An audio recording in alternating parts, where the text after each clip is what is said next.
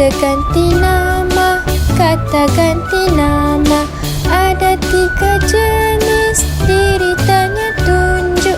Kata ganti nama, ada 3 jenis.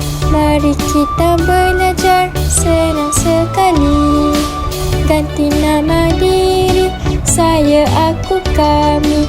Awak, kamu, kalian, dia, mereka. Ganti nama diri, ganti nama diri. Mari kita belajar, senang sekali. Ganti nama tanya, apa, mana, siapa. Kita guna bila kita bertanya. Ganti nama tanya, ganti nama tanya.